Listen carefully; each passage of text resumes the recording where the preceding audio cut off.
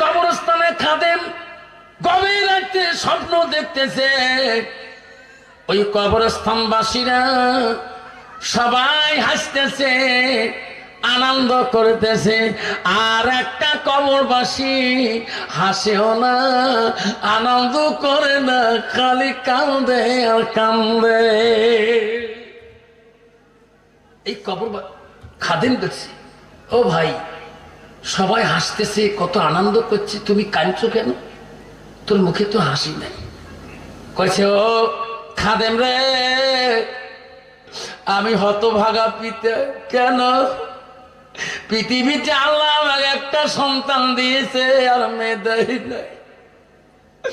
এই খাদেম, আমি মৃত্যুর পরে আমার যত সম্পদ, আমার যত জমি জমা, ওই বেটাটা ভোগ করে আছে।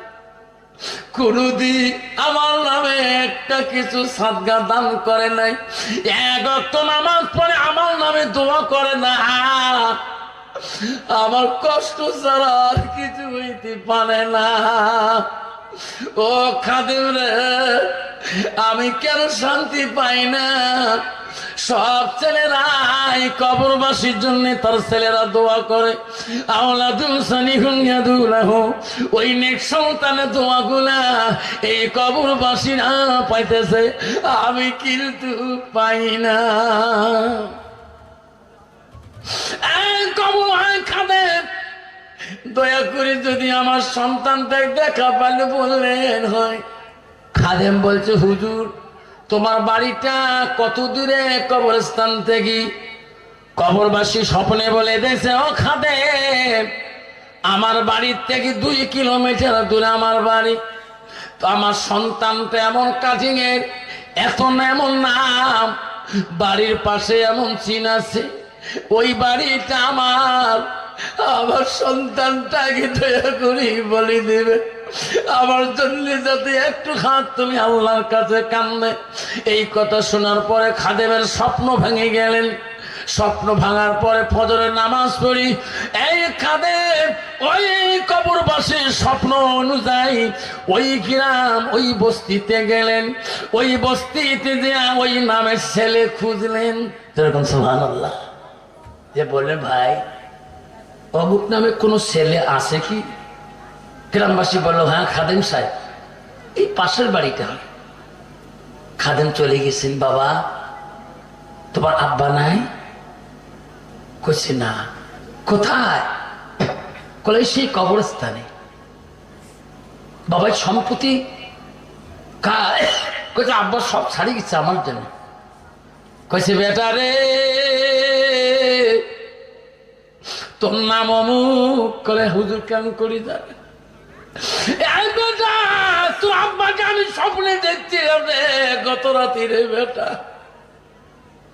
তোর আব্বা এত সম্পদ রাখি গেছি, তোর আব্বা এত কষ্ট, তোর জন্য কান্দে।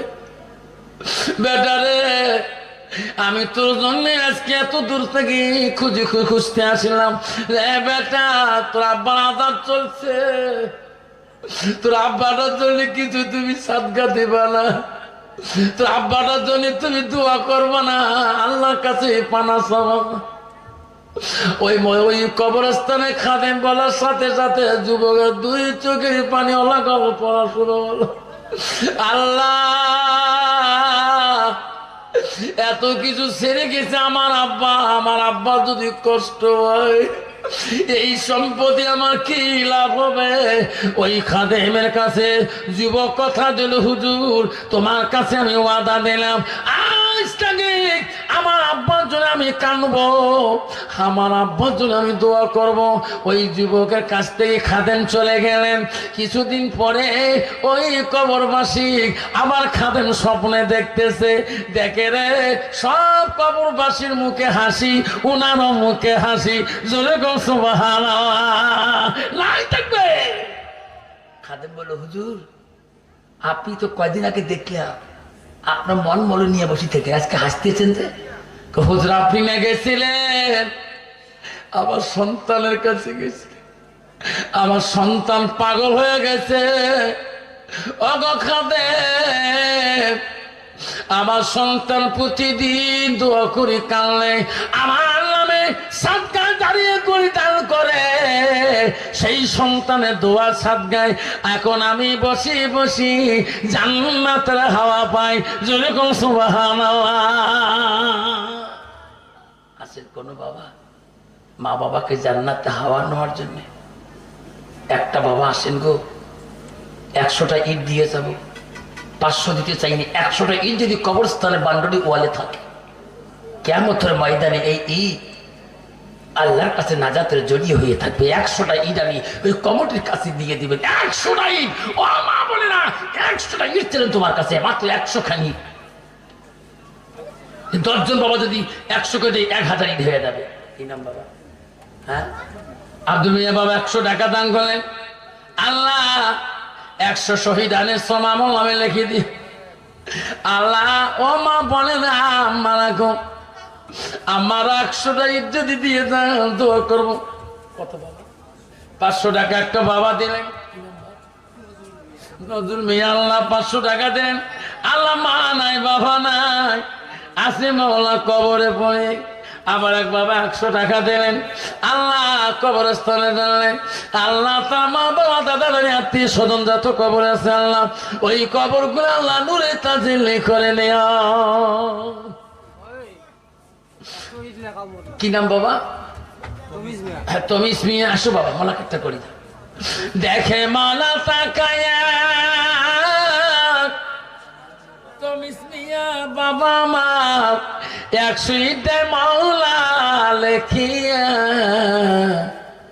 ও মাওলা রে এই কদম তলা কলোনি পাড়া মাওলা কবরস্থানের লাগিয়া নেরে মাওলা কবুল করিয়া দান করিবেন মা বোনারা, খালি হাতে যাবেন না, দানের জলে দোয়া করব আমি আফসার মহলানা। আল্লাহ সাদ্দাম হোসেন 300 টাকা দিল। আল্লাহ তার বাবার জন্য একটা বাচ্চা 100 টাকা দিল। আবারে তমিজ মিয়া বাবা আমার 100 ইট দিলেন। মামুদ শরীর দুর্বল, দাড়ি পেকে গেছে, চোখের আলো কমে গেছে।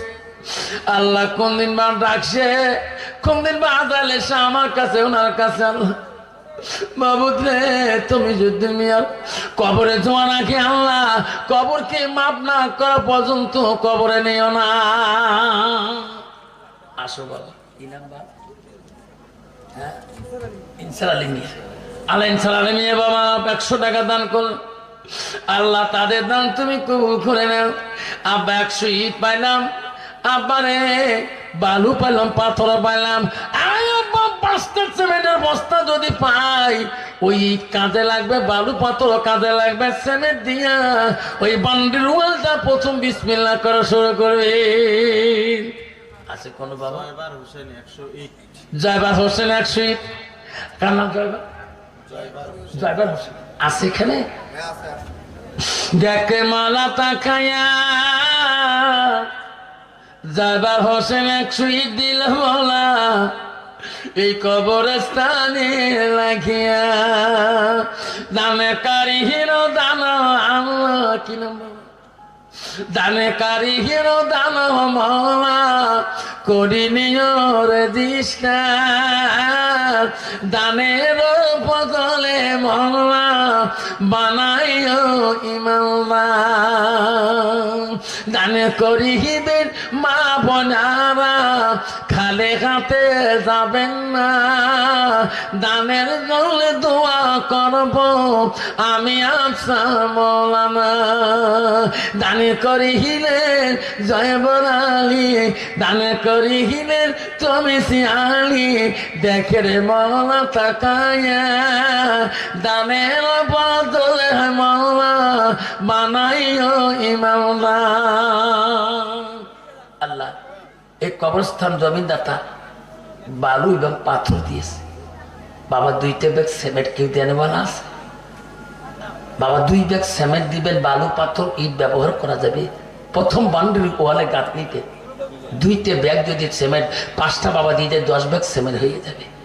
আসো তোর মার নামে 2টা ব্যাগ সেমের সর্বপ্রথম কোন যুবক আসবে এক্ষণে দোয়া করি নেবো, 12টা বাজি যায়। কি নাম? আল্লাহ জহুল হোসেন। আল্লাহ যার বাড়িতে ছিলাম খাওয়া দাওয়া করলাম জহুল হোসেন, আল্লাহ 1 বস্তা সিমেন্ট দিলেন। বাবা দোয়া করা হবে, এক্ষণে আসো। কি নাম বাবা? আমিনুল মিয়া। 1 বস্তা দিলেন, 2 ভাগ হয়ে গেলেন। আর 3 ভাগ হলে 5 হয়ে যাবে। বন্ধ গলা ও মা বলে না আম্মা বাকি লিখে দিয়ে যেতে পারেন সিমেন্ট গুলা। ও যুবক রে, জীবনে কত কিছু করেছেন। গাঠু 2 বস্তা দিলেন, 4 ভাগ হয়ে গেলেন। আল্লাহ আর 2 ভাগ দিলে 6 ভাগ হবে, 1 ভাগ দিলে 5 ভাগ হবে। মুসলমানের বুনিয়াদ হলো 5টা, কলিমা নামাজ হজ্জা কাদরা। আব্বা আর 1টা বস্তা কে দিবেন শোনা? দেখে মালা তাকায়া আমিনুল মিয়া গাঠু মিয়া দান করিল এই কবরস্থানে সিমেন্ট ওই মা বাবার লাখিয়া মেরে মাওলা কবুল করিয়া। কি নাম বাবা? আল্লাহ দেখলে মাওলা তাকায়া আব্দুল জব্বার 1 বার সিমেন্ট দিবে এই কবরস্থানের লাখিয়া। না তাকবীর।